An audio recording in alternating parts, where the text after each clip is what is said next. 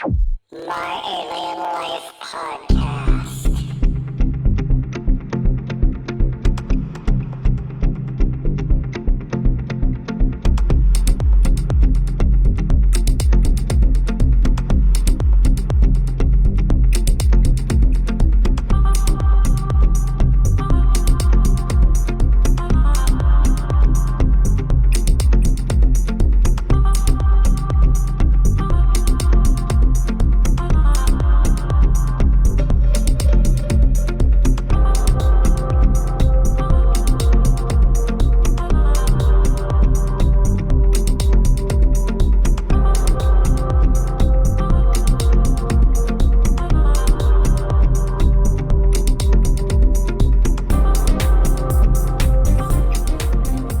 Hey, welcome to Saturday night.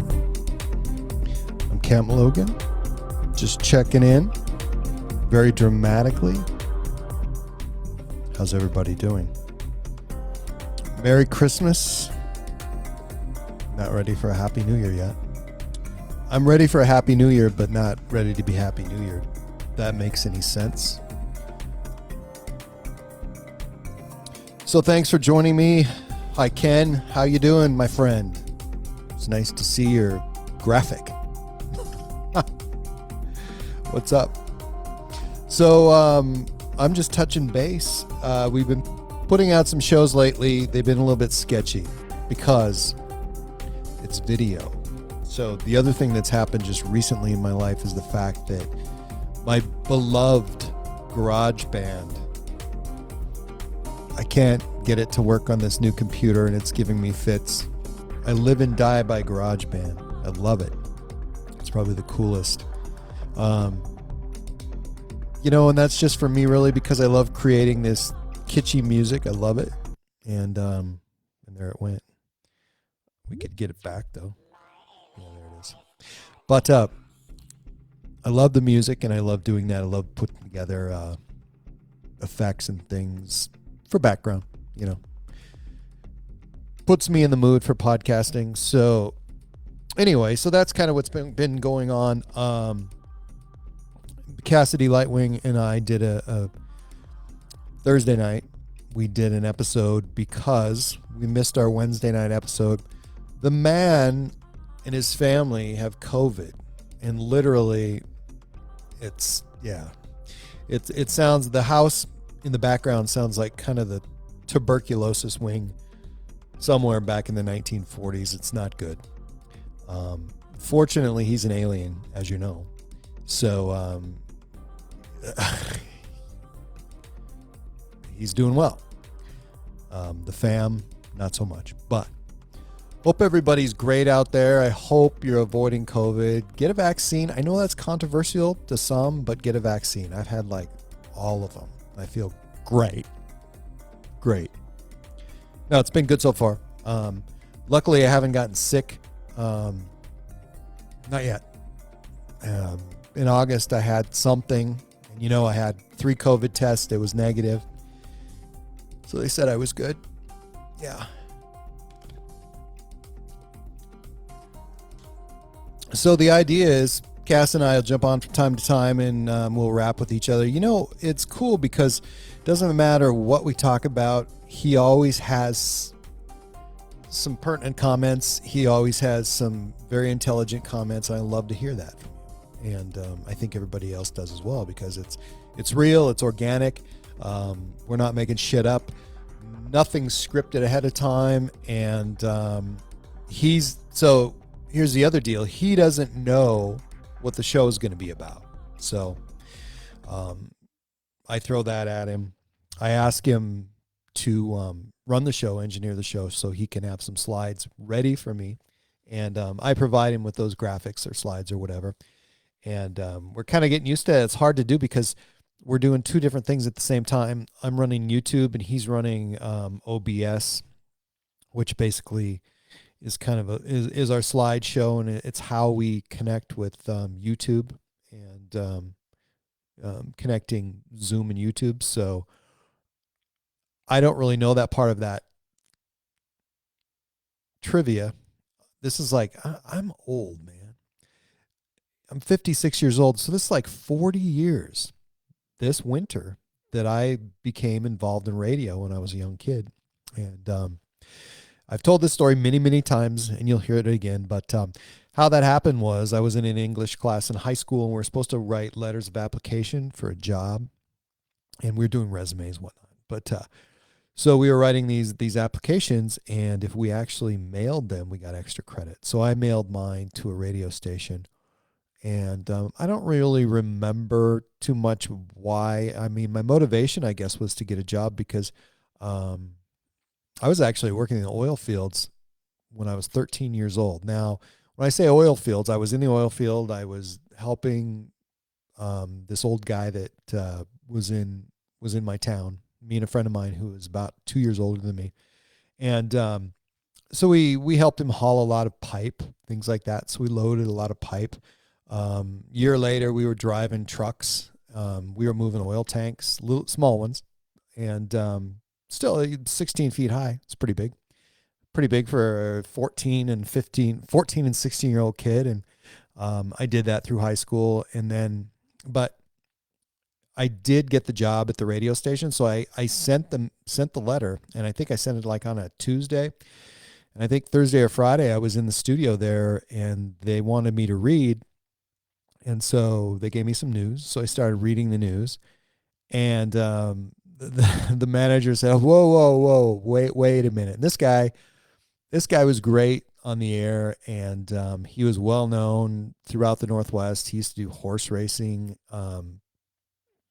He used to call horse races at county fairs, whatever.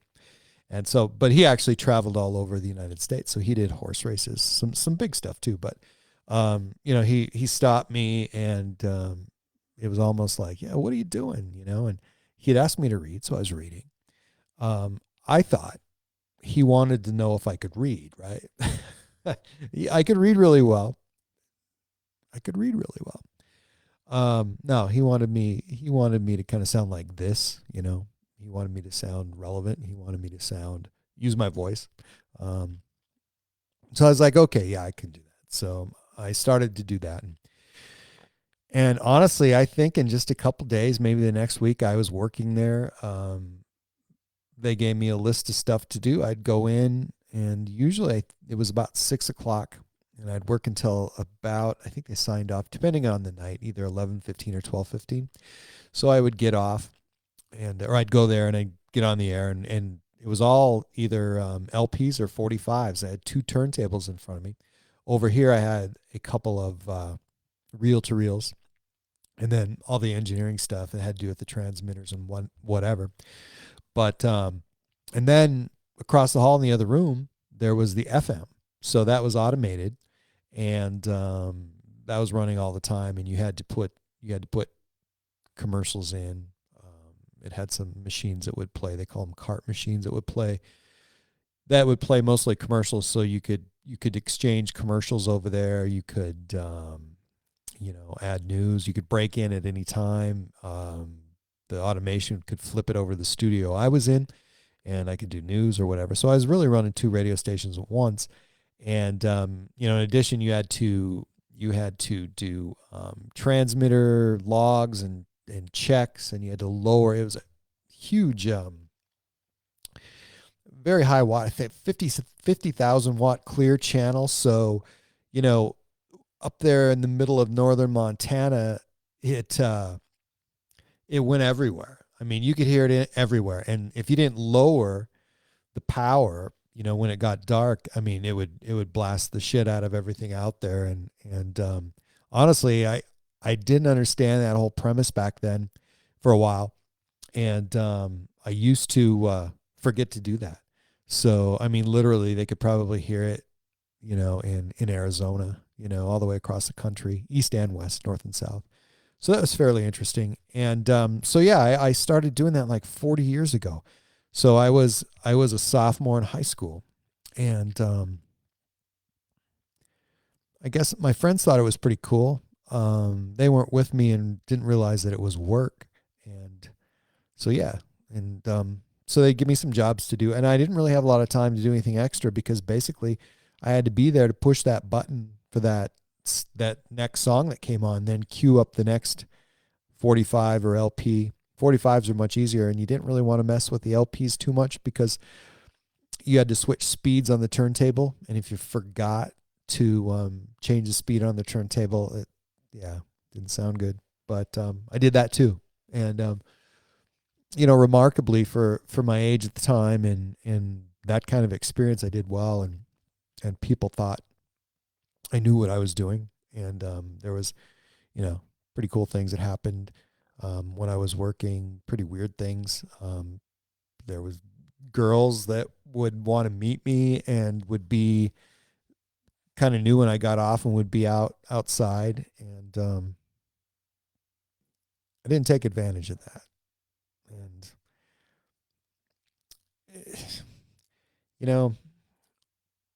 I'm a good guy, so there you go. There's no other reason other than that. So but yeah, and so I had like a 25-mile one-way commute, and in the summertime it was great, man.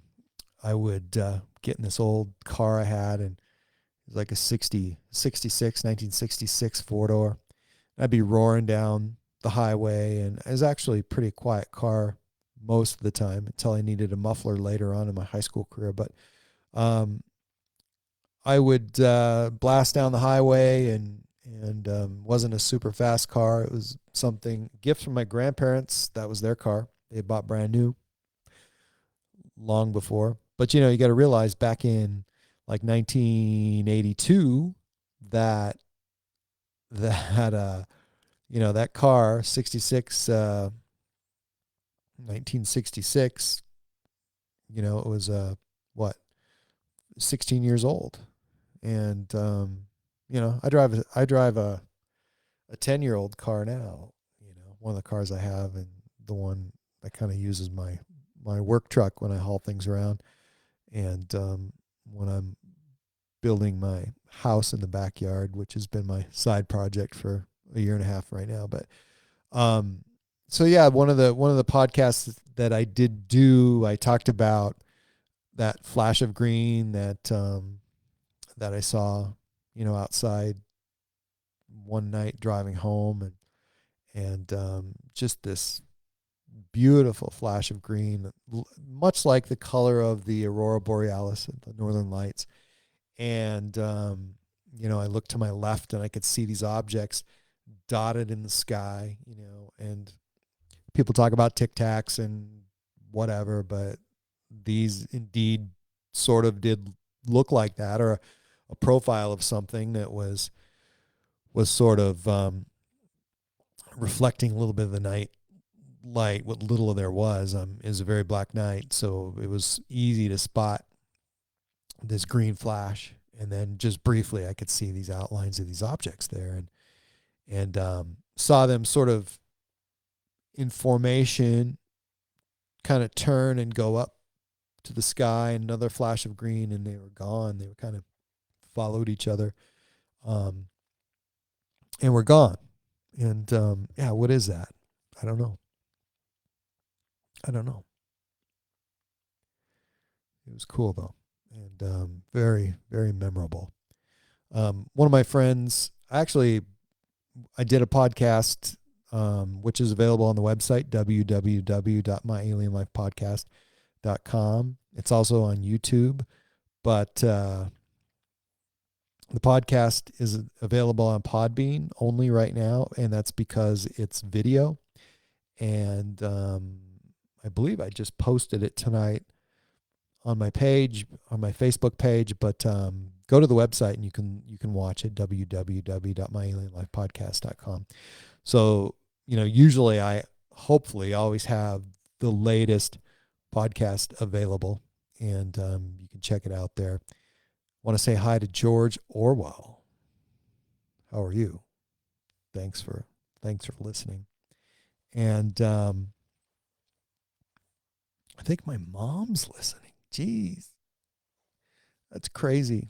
Anyway, so yeah, 40 years in radio, which is, trying to make this transition to video, and trying to figure it out. And now I'm bummed because my garage band isn't working. I spent about 4 hours last night online with Apple. Second person that I got in touch with, I mean, it's a lot of shutting down your computer, restarting, reinstalling the operating system, and then trying to get the damn thing to work. And it didn't. So the second person they put me on with literally said that I had 15 minutes. They're going to give me 15 minutes. I mean, it's free. You used to have to pay for that, and I have no idea. So I have like um, I had my 27-inch iMac, the former iMac that broke, and that I was begging you guys for money to get a new one. So I upgraded to this little bit newer one, which works really well. And so I got the old one sitting there, but you know, they used to charge you, and now, you know, it's like I get online and you can chat with them, you can call them, and they actually do this stuff for free, which is really weird to me. And I'm glad it's there because it's pulled me out of a lot of jams. I've been a Mac guy since when? When? Maybe like 1993. And so when I moved to this town, I was in computer graphic arts. And basically, what I would do is create computer graphics stuff, printed stuff mostly for businesses. So I was doing um, anywhere from business cards to book covers, and laying out books, like programs maybe for different events, like a county fair, racetracks, things like that, auto racing. Hi, Jackie Klebe. Ask me a question. How are you? If you don't know Jackie Klebe, I did 2 podcasts with her. She's the most prolific ghost whisperer I know. They talk to her all the time. And she records this stuff. And I don't do a lot of shows on it because I find it very spooky. She loves it. Yeah, had to think about that one a minute. Um, yeah, she's throwing some stuff at me, and she's always excited. Guess what I heard? You know, I'm like, wow, that was like, you heard that?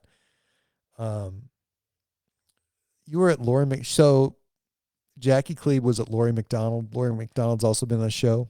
Um, Lori McDonald is a regression hypnotherapist. I'm trying to remember this stuff. And Lori's cool. I'd like to have Lori again on the show. But Lori works with people and does regression hypnotherapy, and that's important, I guess. To me, I don't know if I'd want to go there. And I've never done that. I don't think I would do that. Jackie, what were you doing with Lori today? That would be interesting. Were you under hypnosis? That's what I want to know right now. So Jackie has one of my shirts, and if you look, I could probably post that right now because that would be cool. I got this. Jackie was nice enough to want one of my shirts, and I sent her one. And she wore it, and she sent me a photo. I'm trying to upload this photograph. I lost her. Where is she? There she is. Okay. So if you go to my Facebook page, you'll see Jackie Klebe standing on her front porch. That's a good photo, actually. And yeah, it's a good photo. Somebody did some fancy camera work. You have to appreciate how to operate a camera to see what they did on that photo. But that's a cool photo, Jackie. Thank you very much. I hope you're still listening. Jackie says, Lori McDonald's helping me with some stuff. and she made a wonderful lunch of fresh scallops and salad. So this is funny. It doesn't have anything to do with aliens or ghosts, but Costco has this tub of seafood salad. It's huge chunks of octopus and calamari, and it has some clams, whole clams, and shrimp in there, and octopus parts. And it's sort of interesting because it's sort of like high school biology lab. You get into it, and it's just basically all these parts in oil, and I take them out, and I take a paper towel and soak up some of that oil and throw it down with some cocktail sauce. And I mean, literally for like 5 nights, it's been my dinner, including lunch and dinner today. But it's amazing to see all these octopus parts. And I got to tell you, I love octopus in so many ways because, octopus are one of the most intelligent creatures on this planet. And I really don't like the idea of eating them at all. In fact, today at the grocery store, um, I walked in there this morning, like at 6 o'clock in the morning, and, the deli and the seafood department weren't open. It just stunk. It smelled like old seafood, but they had this whole octopus that they kind of had on display and had it sitting up in there, and its body head was like about the size of a baseball, and I just felt bad. If you've seen that doc on, I think it was on Netflix about the octopus and the relationship, I can't remember what it was called, but big hit. Pretty amazing. Jackie's saying octopus, yum, yum. Yeah, I love it. I love octopus with yellow curry, really good hot oil. Wow, it's amazing. I'm gonna probably have to quit eating octopus. Um, 40 years in radio. So I sophomore year, junior, and sophomore, junior, senior year, and a little bit after the senior year, probably for the full summer before I went to the University of Montana. And when I went down there, I got a job at a radio station, and so this was weird. I went in and to the what's it called, the job center of the state employment office, I guess, and it's not a really good place to get a job now. I don't know. Maybe it is, maybe it isn't. I mean, it's one outlet where you can get a job, but back then there wasn't many. So I went in there, and you filled out their paperwork, and I think sometimes if there's a job that you've done, and um maybe the guy that's helping you will remember that there's a job available, and he'll see that, like, oh, this guy's been in radio. Oh, we have a job available, in this radio station is looking for somebody at night. And this was in the summer.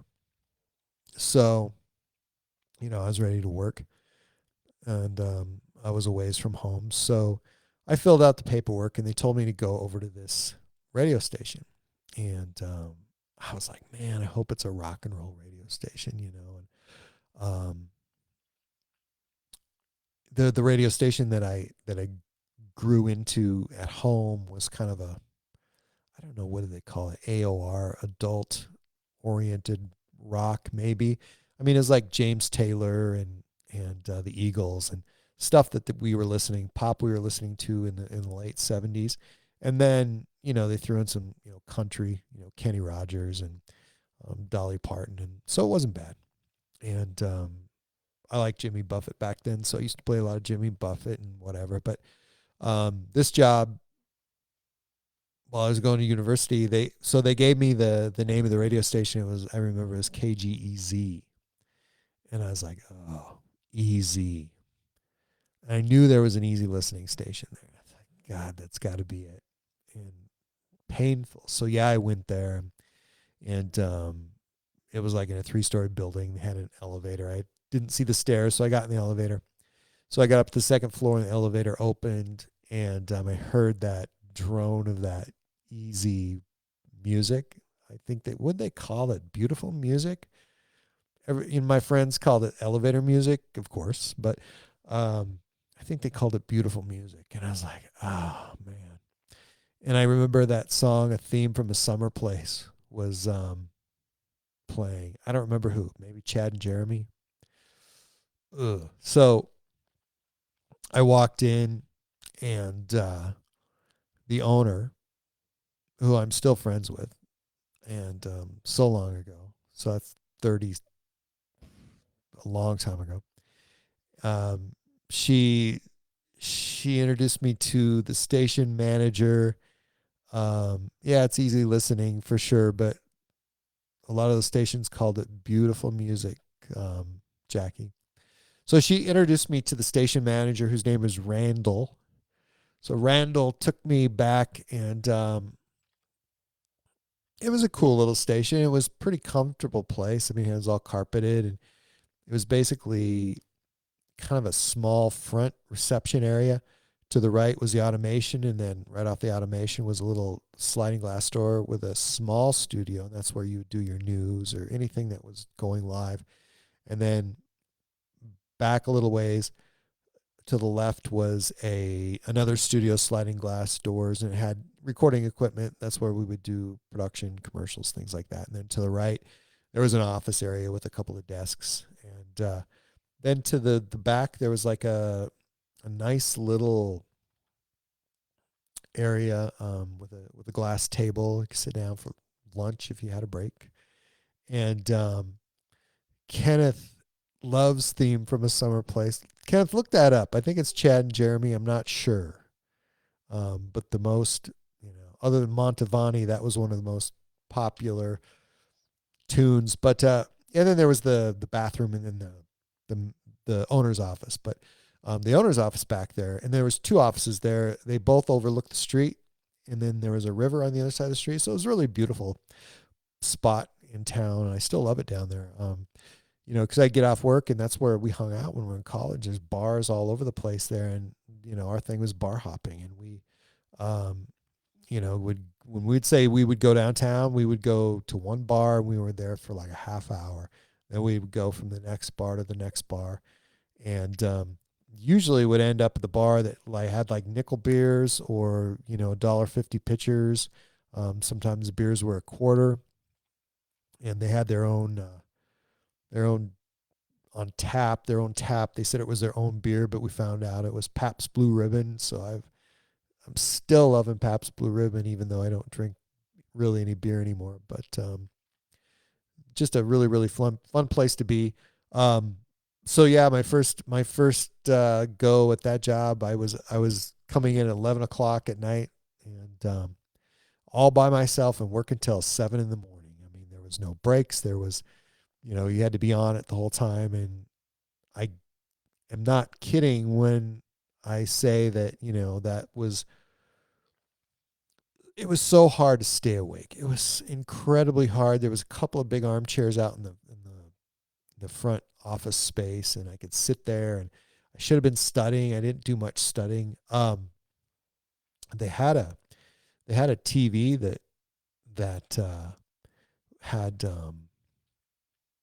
I would listen to in the morning. I'd listen to the news, the TV news, and there was a couple of Montana stations, and they'd have Montana news. So my job in the morning, at least from 6 to 8 o'clock, was really to hustle and get some news typed up.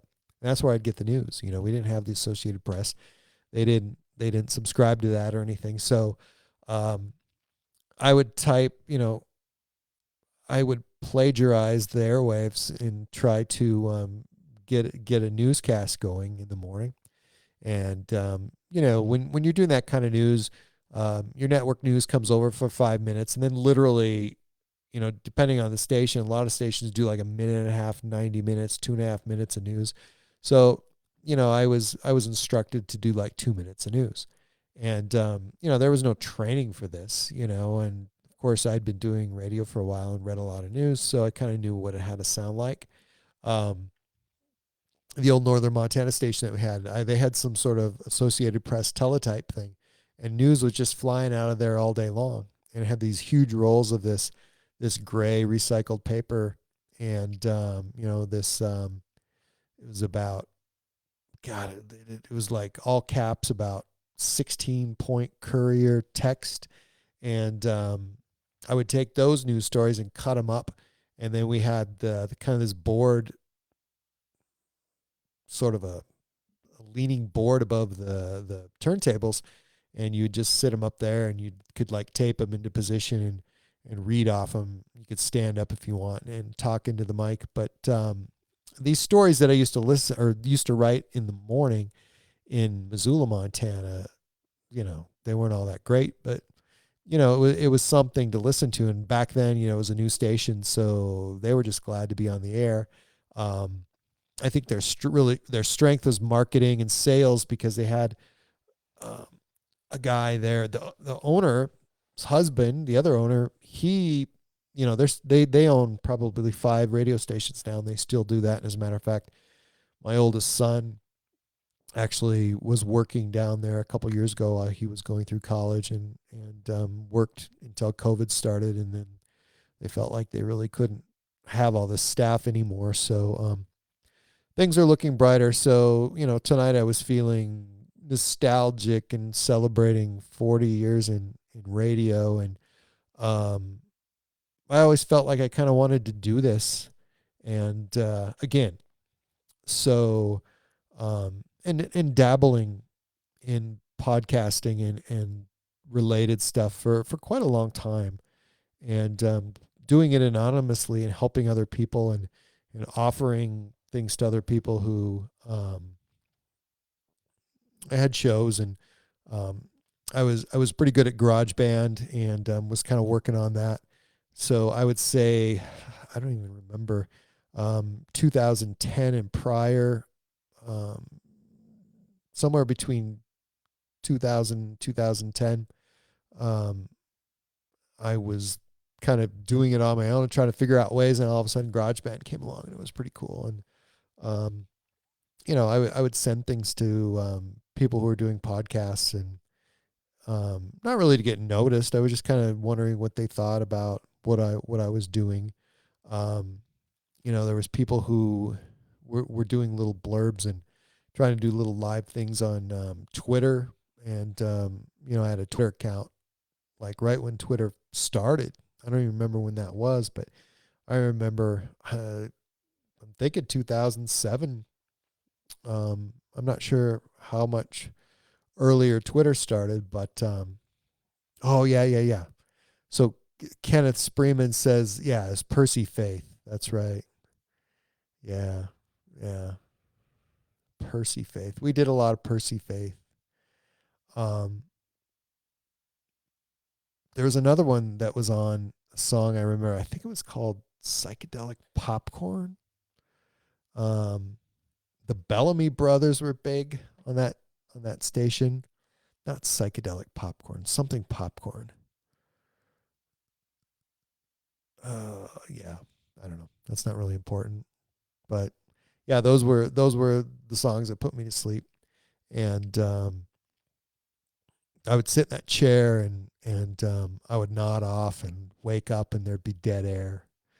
And not only would that happen, I would dream about it happening when I was falling asleep prior to it happening, and when I was home I would dream about it happening, and I still dream about it happening, and waking up, and there's dead air. And we had 4 big reel-to-reel um, tape machines. They all had an hour on each reel, so when they ran out, I would just grab that reel that was on there and spin it backwards and cue it up to the first song, and then at least I would get like 2 or 3 minutes to put on a couple reels and get that going again. But the other thing was those reels, you know, um, when they were in the box, they were on the reel backwards. So what you would do is take the reel and spin it backwards, or spin it on the pickup reel,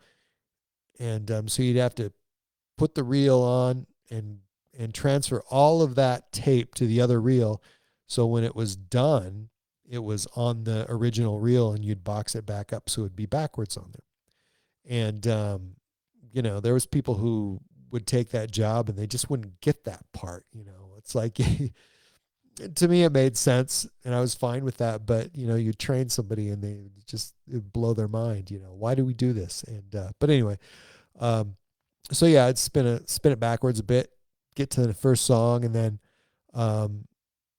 and play that song, and lucky enough to have a couple of reels, that had rewound or forward wound, and they were ready to go. And that didn't make the job any more exciting. It's made it a little stressful at times, but it wasn't my job to fall asleep. But it's so painfully boring. I would do things like other things like they had hired people that did sales, and they were supposed to do the program logs and do the commercial logs, which basically you'd have to log every commercial. They'd have to be in order. They'd have to keep track of that. And there was a legality FCC thing that basically when you played those things, you checked them off. And so again, I've told this story, but I was like using Excel spreadsheets back then. And like the early ones. And so what I did was put together this log, because the person that they hired to do it in the daytime, who was doing sales, couldn't do it. They just couldn't handle that job. And then I was doing contracts and legal things for the owner, and typing these huge documents up that would take me days and days and days. And you'd use these, I don't remember how big they were, like 6-inch, whatever, floppy disks. And one night I got all this stuff done, and this idiot that came in before me put a note on it, and he paper clipped it to the disc, and it ruined everything on the disc. And I had to start over again.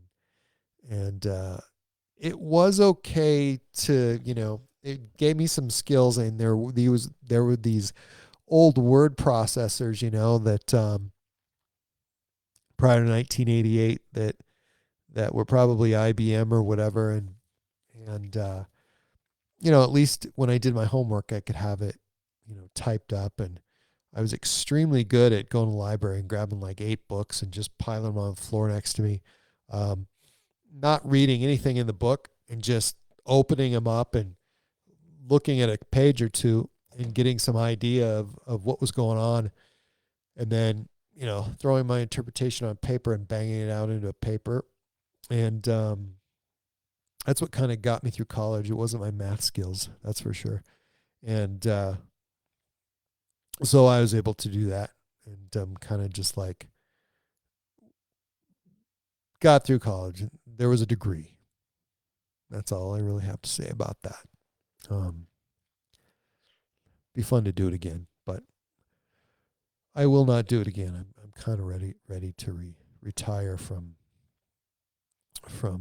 work, or maybe not so much retire, but find something that I like to do more than what I do now, because it's wearing me out. What else?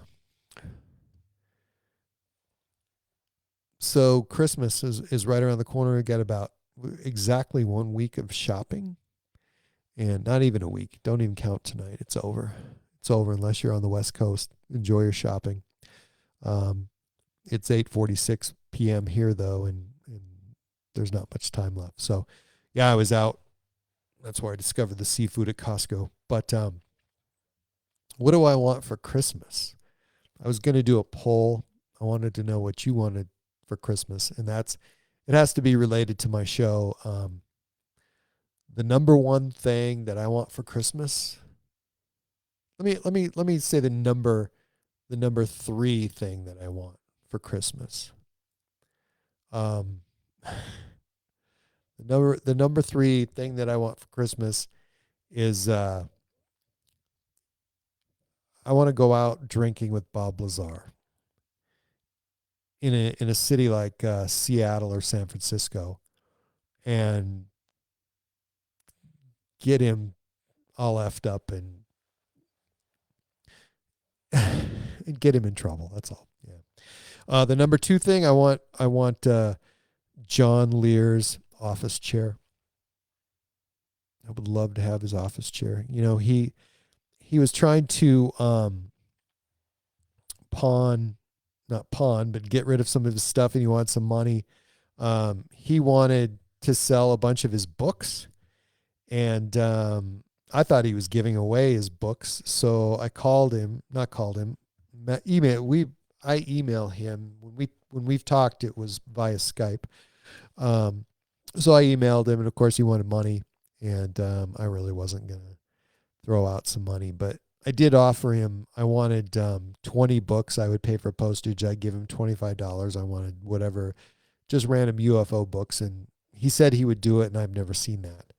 I even emailed his sister, and she emailed him, and then he emailed me, and sorry, Cam, I didn't. What was that you wanted? And he really couldn't remember the connection between the two emails, so I kind of let it go. But yeah, I want John Lear's office chair, and of course, all those pictures that you've seen him in, all those videos, and that you've seen interviews of him in sitting in that office chair in his office with thousands of books and security monitors and smoking cigars, and yeah, I want that. And the number one thing I want for Christmas is Richard Doty's AFOSI badge. I want that bad. So Richard Doty, if you could give that up, I will provide you with a mailing address. I'll send you postage, Richard, if I can have that badge. However, secondly, if I can't have the badge, you know those things that you can buy at Walmart, kind of in the crafty part of Walmart, and you can do an impression of your child's foot, your baby's foot. Richard, I would send you one of those, and if you would do an impression of your badge into that, and then send that to me, that would be awesome. I'd kind of make my own little badge, my own little Richard Doty badge. So I think the world of that guy. He's been great enough to be on my show, and we talked like 8 hours, 6 to 8 hours, and wow. And all of that made it onto a podcast. But interesting guy. And, I said he's a great storyteller. That doesn't mean that it's a false story. Or made up fiction. I'm just saying that he talks about his life very well. And it's super, super interesting to me to hear what he has to say. And I always have enjoyed listening to him. I enjoy listening to when he goes to conferences. I've never really admitted this, but I show up at those things. Nobody knows who I am, so I've sat there and listened, and it's kind of nice to go there anonymous. I haven't gone to too many, but right prior to COVID, I hit a couple, and that was pretty cool. And I actually I didn't get to see Richard Doty, but I saw other people that had on my podcast, and I'm not there to get any attention. I'm just kind of there to take it in and see what it's like. And to me, it's not so much the people and what's going on. It's just people watching, and there's all kinds of people to watch there, and it's pretty incredible what you get to see. And I don't talk about that too much, just because this to me has never been about getting attention. It's just about doing what I'm doing right now and thinking about stuff. So one of the things that was cool today was there was a YouTube video, and hopefully everybody got to see that. And that I'm talking about the flying through the sun's corona um, video on YouTube, and there's stories on that. That's a trip, man. Um, I mean, that's video. I don't even understand how that works. I mean, there's the radiation has got to be extreme. The heat has to be extreme. The brightness has to be extreme. So I don't know how you would even get a video of what they published on space.com today. But check that out. I mean, that is trippy. I just have never thought we would see anything like that. So and of course I didn't really hammer out any details, and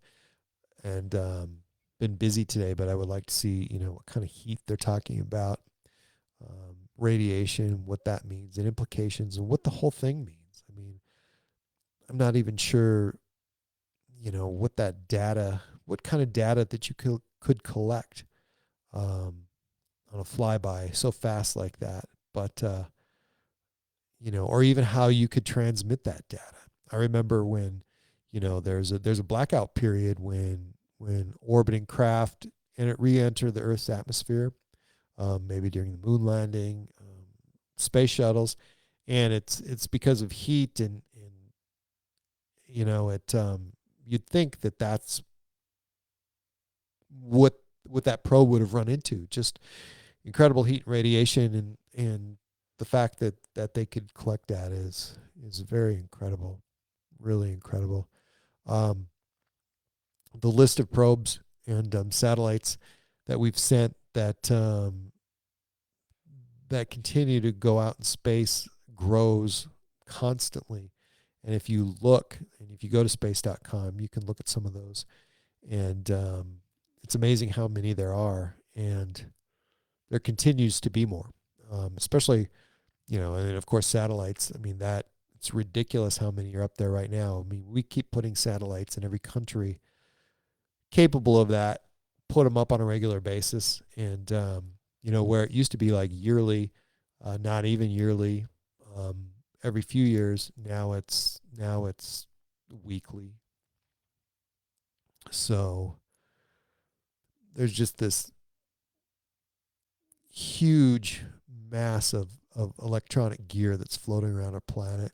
And it's incredible. Incredible. What else? Again, Christmas is right around the corner. We'll be back with a show after Christmas. Hopefully, it can iron out some of these bugs. It takes a lot of time to keep up on all these new apps. Somebody just turned me on to this app. It's OBS, and again, that's how we connect Zoom with YouTube. I'd really love to connect Facebook with YouTube, and I know that's doable. And I think that's kind of the direction I would rather go to, because it would be awesome to do Facebook Live and then do YouTube at the same time. I would YouTube Facebook Live is better, I think, except that YouTube, the recording there is there indefinitely, and I like the format. I like how it presents itself, and I like the fact that it should be there for a very, very long time. And it's just interesting to me when people stumble upon anything that I've done. Especially, I love it the best part about this, I think, podcasting is like lately I've got some comments from people on some of my old podcasts, and at first I'm thinking, what the hell are they listening to that for? I'm doing stuff and it sounds much better now. My video probably doesn't sound, it sounds a little bit amateurish, but it's not about, millions of listeners or whatever anymore. It's just, it's about doing it. This is all I really care about. So, but yeah, it's very cool when people look at that old stuff and really find it interesting. And I like to find out why they thought that was interesting. So it's fun to see that they got something out of it. So that was good. Again, my website has been updated, and the most recent Podbean video is there. It's also available on YouTube, and I would imagine that I should probably put a link to YouTube if people just want to go to YouTube. As many of you may know, I also do a podcast, or did a podcast. It's called Inside the Guest Studio. And that was kind of my way of connecting with some celebrities. And not that I'm really into celebrities, because I'm not, but there's a few people out there that I really dig and I wanted to talk to. Like John Shepard's my friend, and he has the doc on Netflix, and he is the person who built these transmitters in his grandparents' home and was trying to contact aliens, and was transmitting music and whatever else he could find that was creative into outer space and trying to contact aliens. And interesting story. So that's Inside the Guest Studio. And just mention one other one. That was one of my music heroes from high school, who I remember even prior to my radio career, must have been the summer between my freshman and sophomore year. I went into a record store, and they had this music playing, and I was like, wow, what is that? And the guy told me it's a guy named Marshall Crenshaw, and that was his debut album. So I bought the cassette and listened to it, and I'd say I wore it out, but I did not wear that cassette out. I listened to it for decades. I loved it, and I had that same cassette, and it got to the point where that was the only cassette I owned, and listened to it, and I just wanted to talk to him so bad, and I contacted him, and it was as easy as that, and so that was one of the funnest ones that I got to do. He lives out in New York, and little town, and he was talking on his cell phone. He had to walk to the post office to do the interview in the middle. Well, it was later at night there. It was probably he started at 9 p.m. and he had to walk to the post office because there was better cell phone coverage there. So that was cool.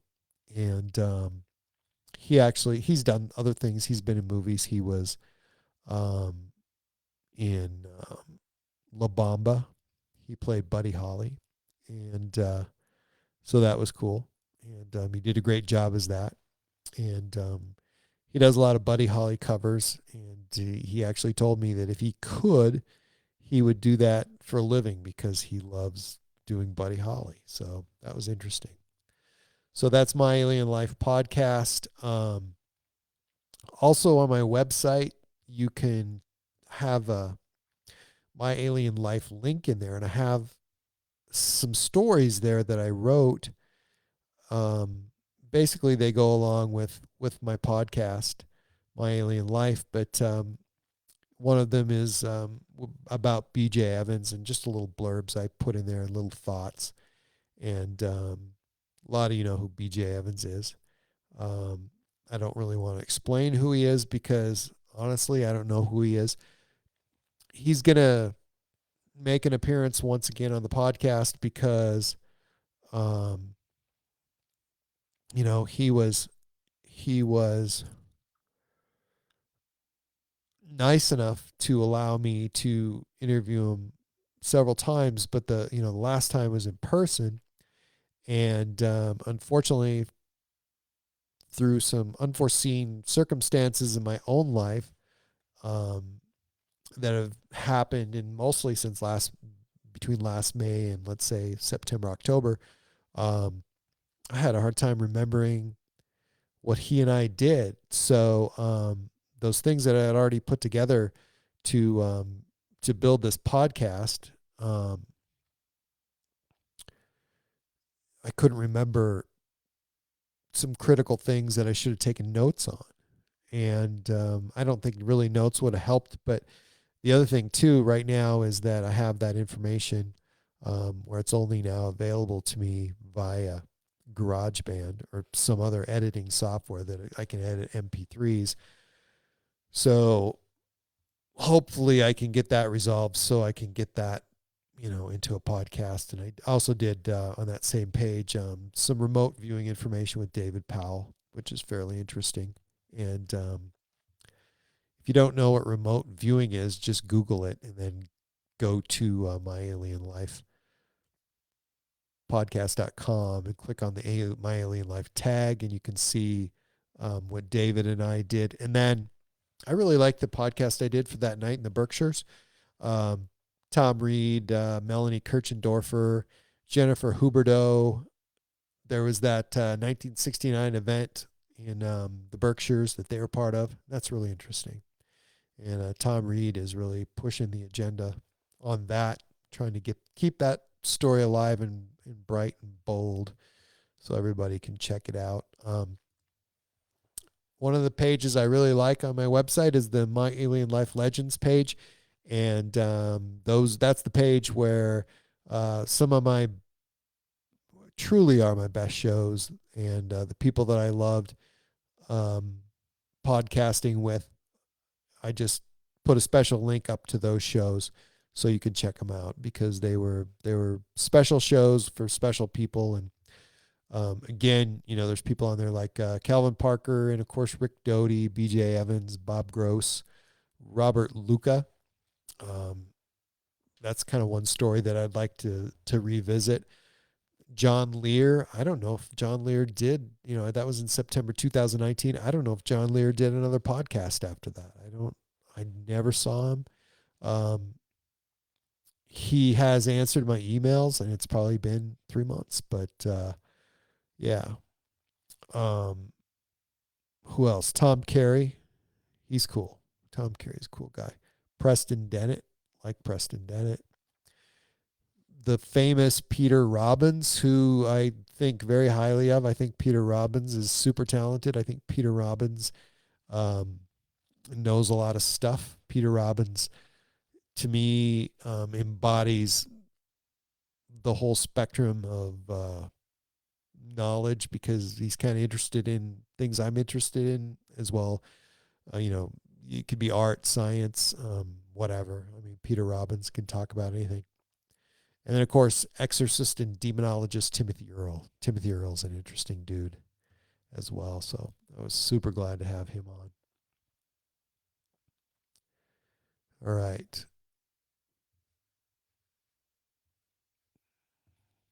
Collecting my thoughts here for a minute.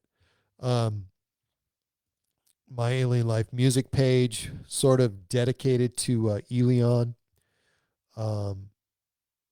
Elion, otherwise known as Mike Rogers. I stumbled upon him listening to a story on NPR. Mike Rogers works at Walmart, but he produces this amazing music, and he's put together all these albums, and super generous. Basically, he said I was welcome to his whole catalog of music, and I could use all of it on my podcast. What I did not know is the fact that being that I used his music, I cannot monetize those podcasts. However, if there was any money to be made, he would get it. He would get those royalties. Are they royalties? So, Elion, good job. Thanks, Mike. But that's not why he did it. He wants people to hear his music, and basically it's giving him publicity. So,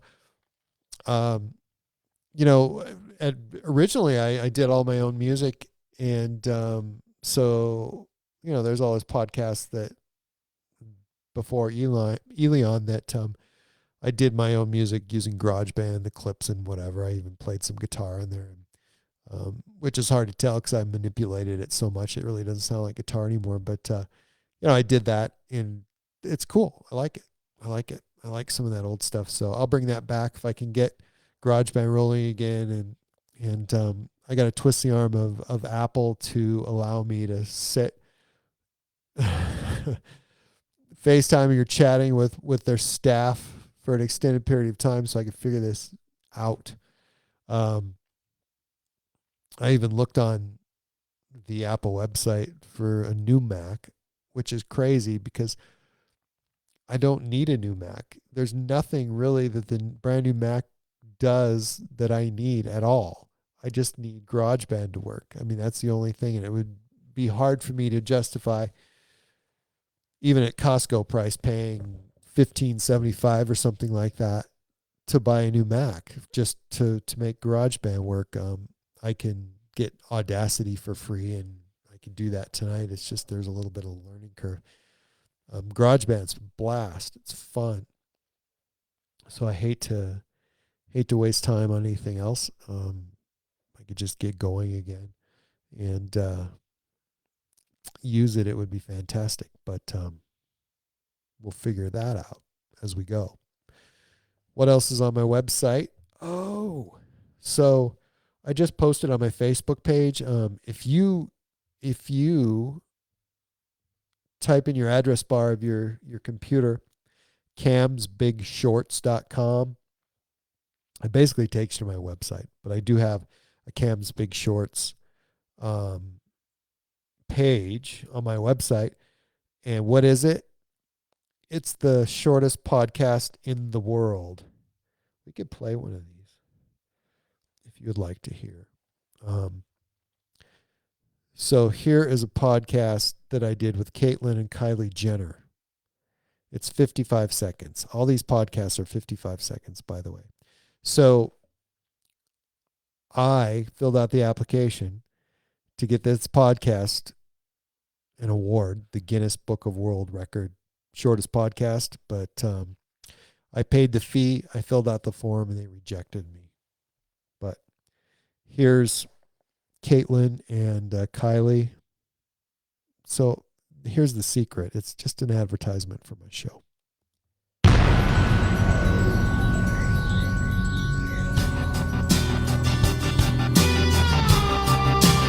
Welcome to Cam's Big Shorts, the world's shortest podcast with the biggest guests. I'm your host, Cam Logan. Today, Wait! I have to do the thing. Okay, no, but we have to do it. Yes, we're finally doing this. We've been talking about this forever. I know, we've been talking about this forever. Yes. Forever. I'm so excited because I'm not sure what happened there. All right. It doesn't matter. It's not worth listening to. But it basically takes you to my website. And listening to Caitlin and Kylie Jenner is painful, but it's only a few seconds in that 55-second podcast. So check it out if you're interested, because, I mean, the big thing I want you to check out is the latest episode on My Alien Life podcast on the homepage. And sometimes I'll have two. There's my bio. I have a short and a long bio. You can check it out and discover what makes me tick and why I do what I do. Under Cam's list, originally I wanted to throw in some of my artwork. I have recreation of the Tic Tac that I saw, and there's a couple other things that I haven't put on there yet, and but I'll add to that. So, number one, it's my landing page for the podcast. So it's late. It's 9:19, 9:11 Mountain Standard Time, and we've been doing this for like an hour and 3 minutes. So I appreciate everybody who has been listening. I see people dropping in and out, and I know people will catch me later here. And I will paste this on some of my other pages here on Facebook. And I'd love it if you could repost this short little podcast that I did solo. And but I'm not solo because you're always there, and I always appreciate you. And Jackie Klebe, thank you so much for joining me and just showing up. And Kenneth, thank you so much for helping me out. Yeah, it was Percy Faith. That's good stuff, man. I'm glad you're into it. So catch me again after Christmas. After January 1 the first Wednesday in January. I don't know what day that is, but that's when we'll be back. I'll be back with my co-host and friend Cassidy Lightwing. And Cassidy, again, is an interesting guy, and it's fun to listen to because he could talk in just about anything weird. And in a way that, yeah, you're going to be blown away by Cass.